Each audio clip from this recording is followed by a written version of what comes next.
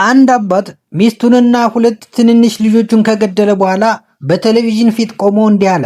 እባካችሁ ሚስቴንና ልጆችን ካያችሁ ወደ ቤት እንዲመለሱ ንገሯቸው፣ በጣም እናፍቃችኋለሁ አለ። ምን አይነት አስመሳይነት ነው! ታሪኩ እንዲህ ነው። 2018 ዓ.ም በአሜሪካ ኮሎራዶ ግዛት ውስጥ አንድ ቤተሰብ በአንድ ሌሊት ጠፋ። አንዲት እናት፣ ሁለት ትንንሽ ሴት ልጆችና በማህፀን ያለ ሌላ ሕፃን። በመጀመሪያ የተሰማው ዜና እንዲህ ነበር። አንዲት እናትና ልጆቿ ጠፍተዋል። ባልየው እርዳታ ይፈልጋል። ካሜራዎቹ ፊቱን ያሳዩ ነበር። በቴሌቪዥን ፊት ቆሞ ሰዎች እንዲረዱት ጠየቀ። ነገር ግን መርማሪዎች አንድ ጥያቄ ነበራቸው። እውነት የጠፉትን ሰዎች እየፈለገ ነው ወይስ እርሱ የሚደብቀው ሌላ ነገር አለ? ይህ የክሪስ ጉዳይ ነው።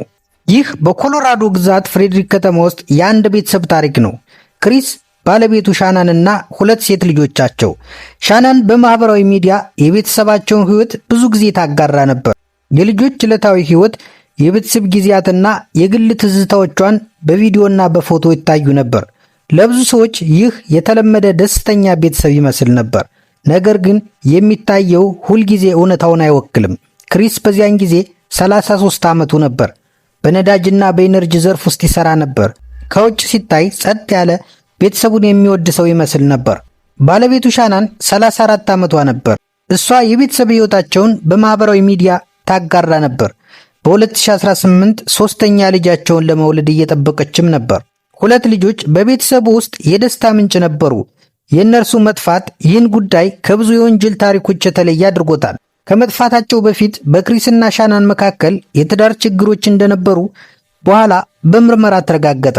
በተጨማሪም ክሪስ ከሌላ ሴት ጋር ግንኙነት እንደጀመረ በምርመራው ተገኘ። ይህ መረጃ በኋላ የጉዳዩ አንድ አስፈላጊ ክፍል ሆነ።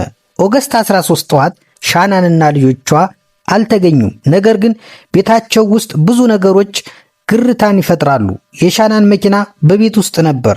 የግል ዕቃዎቿም ቤት ውስጥ ነበሩ። ይህ ሁኔታ ለጓደኞቿና ለፖሊስ ከፍተኛ ጥርጣሬ ፈጠረ። ኦገስት 13 2018 ጠዋት የክሪስ ቤተሰብ በመደበኛው ሕይወት ውስጥ ያለ ይመስል ነበር። ነገር ግን ሻናን ወደ ቀጠሮዋ አልሄደችም። ጓደኞቿ ስልክ ሲደውሉላት አልመለሰችም።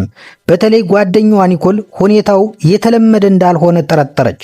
ሻናን የራሷ የሆነ ሕይወት ነበራት። ድንገት ሙሉ በሙሉ መጥፋቷ ለጓደኞቿ አሳሳቢ ሆነ። ኒኮል ወደ ቤቷ ሄዳ ለማየት ሞከረች። ቤቱ በውጭ ሲታይ የተለመደ ነበር። ነገር ግን ውስጡ የሚገኙ ነገሮች ጥያቄ ያስነሱ ነበር። የሻናን መኪና እዚያው ነበር። የግል ዕቃዎቿም እንዲሁ። ልጆቹም አልተገኙም። በዚህ ምክንያት ጉዳዩ ከተራ መሰወር በላይ ሊሆን እንደሚችል ጠረጠሩ። ፖሊሶች ሲደርሱ ክሪስ ከስራ ተመልሶ መጣ። በመጀመሪያ ለፖሊስ የሰጠው መረጃ እንደሚለው ባለቤቱና ልጆቹ መጥፋታቸውን አላውቅም ብሎ ነበር። እርሱ ለፖሊስ እንደገለጸው ከሻናን ጋር በዚያ ጠዋት አብረው ነበሩ። ከዚያም ወደ ስራ ሄደ። ነገር ግን መርማሪዎቹ የሚሰሙትን ቃል ብቻ ሳይሆን በተጨባጭ የሚገኙ ማስረጃዎችን መመርመር ጀመሩ።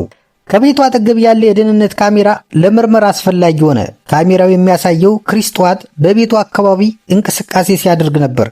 ይህ ቪዲዮ በኋላ በምርመራው ውስጥ አንድ ጠቃሚ ማስረጃ ሆነ።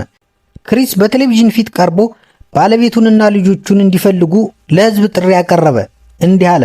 በሰላም እንዲመለሱ ፈልጋለሁ። እባካችሁ ማንኛውንም ማስረጃ ካገኛችሁ አሳውቁኝ። በዚያ ወቅት ብዙ ሰዎች እርሱን እንዳሳዛኝ ባልና አባት ይመለከቱት ነበር። ነገር ግን መርማሪዎቹ ሌላ ጥያቄ ነበራቸው። ለምን አንድ ሰው ቤተሰቡ ሲጠፋ ከሚጠበቀው በላይ ተረጋጋ የሚል ጥያቄ ነበራቸው። ይህ ጥያቄ በምርመራው ውስጥ አንድ አመላካች ነበር፣ በራሱ ማስረጃ ግን አልነበረም። መርማሪዎች ከክሪስ ጋር ተጨማሪ ውይይት ጀመሩ። በሕይወት ውስጥ አንዳንድ ነገሮች እንደሚያጠራጥሩ ተሰማቸው። በተለይ ስለ ትዳራቸው፣ ስለ ቤተሰቡ ሁኔታና ስለ መጨረሻው ሌሊት ጥያቄዎችን ጠየቁ። እዚህ ላይ አንድ አስፈላጊ ነገር አለ። በዚህ ደረጃ ፖሊስ ክሪስን ጥፋተኛ ብሎ አልወሰንም። ምርመራው ገና መጀመሩ ነበር። ነገር ግን በቀጣዮቹ ቀናት የሚገኙ ማስረጃዎች የጉዳዩን አቅጣጫ ሙሉ በሙሉ ሊቀይሩት ቻሉ። ኦገስት 13 2018 ከሰዓት በኋላ የፍሬድሪክ ፖሊስ መምሪያ የሻናንና ልጆቿ የመፈለግ ሥራ ጀመረ። ፖሊስ መጠየቅ ጀመረ። እነሱ የት ሄዱ? በዚያ ቤት ውስጥ ምንድን ነው የተፈጠረው? መርማሪዎች ክሪስን በተደጋጋሚ ያነጋገሩት። በመጀመሪያ እርሱ ባለቤቱና ልጆቹን እንደጠፉ ተናገረ። ነገር ግን መርማሪዎቹ ስለ ቤተሰቡ ግንኙነት አንዳንድ ጥያቄዎችን ሲጠይቁት ነገሮች ግልጽ እየሆኑ መጡ። ክሪስና ሻናን በትዳራቸው ችግር ውስጥ እንደነበሩ ተገኘ። በተጨማሪም ክሪስ ከሌላ ሴት ጋር ግንኙነት እንደነበረው መርማሪዎቹ ደረሱበት። ይህ እውነታ በኋላ የጉዳዩ አስፈላጊ ክፍል ሆነ። በመጀመሪያ ክሪስ እንደገለጸው በዚያ ጠዋት ከሻናን ጋር ካወሩ በኋላ ወደ ስራ ሄደ። እርሱ የሰጠው የመጀመሪያ ታሪክ እንደሚገልጸው ሻናን ልጆቹን ይዛ ሄደች ብሎ ነበር። ነገር ግን መርማሪዎች ይህን ታሪክ ለማረጋገጥ ሲሉ በቀጣይ ማስረጃዎችን ሰበሰቡ። ክሪስ በኋላ ለተጨማሪ ጥያቄ በፖሊስ ጣቢያ ቀረበ። ከእርሱ ጋር የተደረገው ቃለ መጠይቅ በቪዲዮ ተቀርጾ ነበር። መርማሪዎች የሚፈልጉት ነገር አንድ ነበር፣ እውነቱን ማወቅ ብቻ። በዚህ ወቅት የፖሊስ ሥራ በግምት ላይ ሳይሆን በማስረጃ ላይ የተመሰረተ ይሆን ጀመር። ክሪስ በኤነርጂ ኩባንያ ውስጥ ይሠራ ነበር። መርማሪዎቹ የሥራ ቦታውን ማየት ጀመሩ።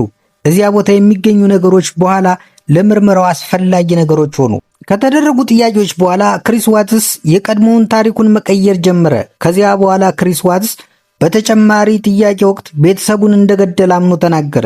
ይህ የእምነት ቃል በፖሊስ ሰነዶችና በፍርድ ቤት ሂደቱ ውስጥ ተመዝግቧል። ነገር ግን ምርመራው አልተጠናቀቀም። ክሪስ በስተመጨረሻ ቤተሰቡ ላይ የተፈጸመውን ወንጀል አምኖ ቢናገርም የፖሊስ ምርመራ በእምነት ቃል ብቻ አልቆምም። መርማሪዎች የእርሱን ቃል ከተገኙ ማስረጃዎች ጋር ማረጋገጥ ጀመሩ። የተሰበሰቡትን ማስረጃዎች የጉዳዩን አቅጣጫ በፍጥነት ለወጡት። ፖሊስ በክሪስ ቤት ውስጥ የተለያዩ ምርመራዎችን አደረገ። መርማሪዎች የቤቱን ሁኔታ፣ የካሜራ መረጃዎችንና የአካባቢ ምስክሮችን መረጃ ሰበሰቡ። ከዚህ በተጨማሪ በቤቱ ውስጥ የተገኙ ነገሮች በፎረንሲክ ምርመራ ተወሰዱ። ከጎረቤቱ የደህንነት ካሜራ የተገኙ ምስሎች ለምርመራው አስፈላጊ ሆነዋል። እነዚህ ምስሎች ክሪስ በጠዋቱ የነበረው እንቅስቃሴ ለመመርመር ተጠቅመውባቸዋል። ካሜራው ብቻውን ወንጀሉን አላረጋገጠም ነበር፣ ነገር ግን ከሌሎች ማስረጃዎች ጋር ተያይዞ ጠቃሚ ሆነ። ክሪስ የሚሰራበት ቦታ የምርመራው አንድ አስፈላጊ ክፍል ሆነ። መርማሪዎቹ ከስራ ቦታው የተገኙ መረጃዎችን መረመሩ። እዚያ ቦታ የተገኙ ነገሮች ከክሪስ የተሰጡ መግለጫዎች ጋር ተነጻጸሩ። መርማሪዎች የስልክ መረጃዎችን፣ መልእክቶችንና ሌሎች ዲጂታል መረጃዎችን መረመሩ። እነዚህ መረጃዎች በክሪስ ሕይወት ውስጥ የነበሩ ግንኙነቶችን ለመረዳት ረድተዋል። ኦገስት 21 2018 ክሪስ በይፋ ክስ ቀረበበት። ከዚያ በኋላ ጉዳዩ ወደ ፍርድ ቤት ሄደ። በኖቬምበር 2018 ክሪስ የሞት ቅጣቱን ለመቀነስ ጥፋተኝነቱን አመነ። ኖቬምበር 19 2018 ፍርድ ቤቱ ክሪስን በሕይወት ዘመን እስራት ቀጣው። የሞት ቅጣት አልተፈጸመበትም። አሁን በእስር ቤት ውስጥ ያለ ሲሆን የይቅርታ ዕድሉ ግን በጣም የተገደበ ነው። ሰብስክራይብ እና ላይክ አትርሱ። ሰላም።